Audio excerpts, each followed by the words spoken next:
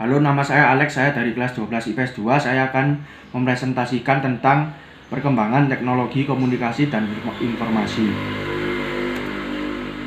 Nah, pengertian komunikasi dan informasi. Nah, pengertian komunikasi itu adalah proses ketika seseorang atau beberapa orang menciptakan dan menggunakan informasi agar terhubung dengan lingkungan dan orang lain. Yang kedua, informasi. Informasi adalah pesan atau kumpulan pesan yang terdiri dari order sequence, dari simbol atau makna yang dapat ditafsirkan dari pesan atau kumpulan seseorang.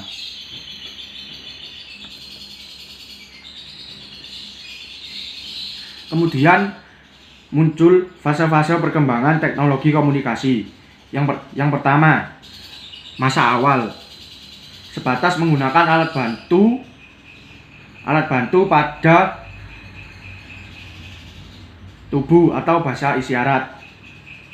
Kemudian komunikasi sebatas anggota kelompok, kemudian memformulasikan huruf-huruf sebagai lambang visual atau huruf ideogram. Contoh huruf ideogram adalah hieroglif atau Mesir kuno yang berhasil dibaca oleh Champollion pada tahun 1822. Yang kedua, masa transisi. Pada masa Eropa ini dikuasai bangsa barbar sehingga mengalami kemunduran.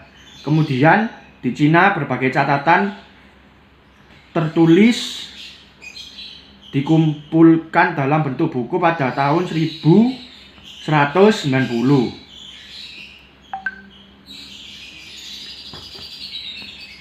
Yang ketiga, pasca revolusi industri pada tahun 1750 sampai 1900.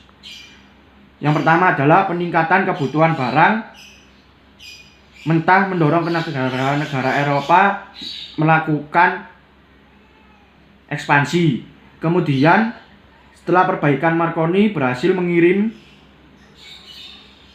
berita radio pada tahun 1901. Hal tersebut mendorong ditemukannya telegraf oleh Samuel Morse pada tahun 1832. Yang keempat, zaman modern pada tahun 1940 sampai dengan saat ini atau sekarang. Nah, yang pertama, era modern dimulai pada tahun 1942 ketika ditemukan komputer mainframe.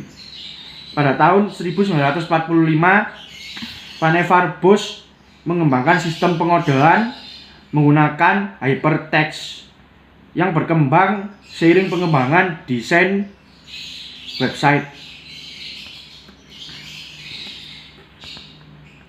Nah, perkembangan penyampaian informasi menggunakan teknologi komunikasi.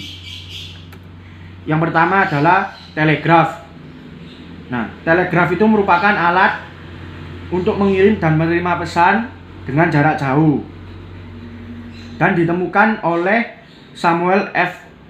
B. Morse pada tahun 1837. Nah, pesan yang dikirim menggunakan kode Morse. Di Indonesia ini saluran telegraf dibuka oleh pemerintah Hindia Belanda. Yang kedua, telepon. Ditemukan Alexander Graham Bell pada tahun 1876. Nah, penemuannya dipicu peningkatan permintaan penggunaan telegraf.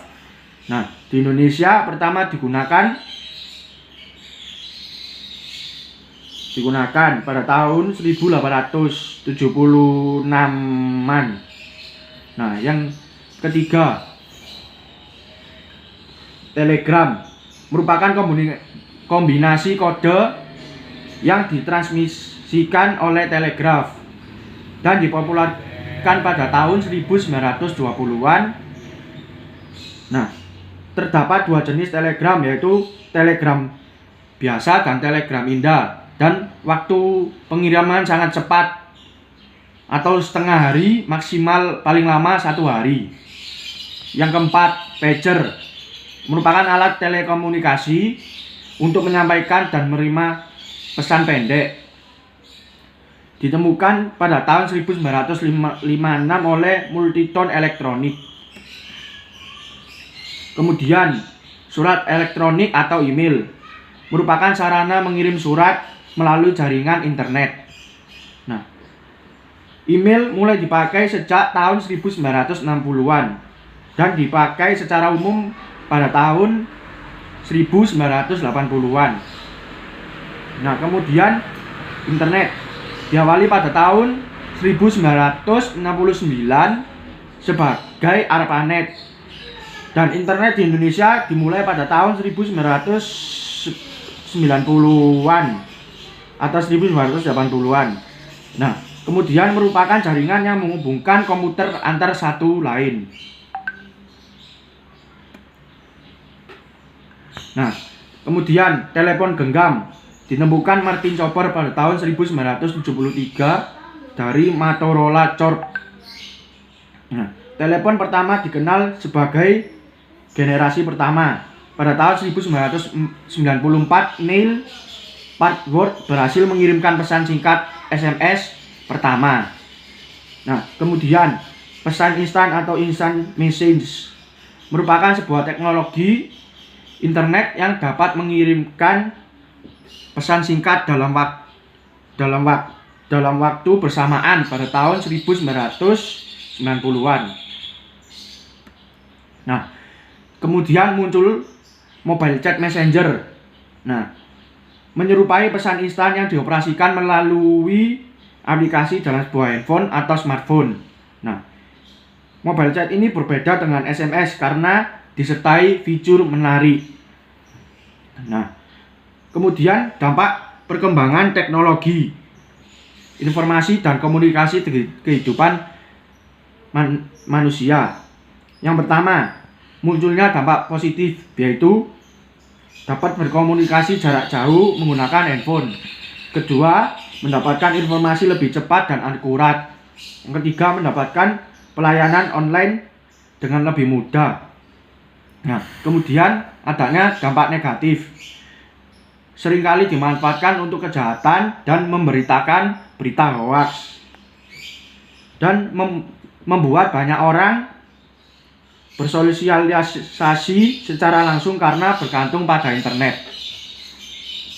Nah, sekian dari saya. Terima kasih.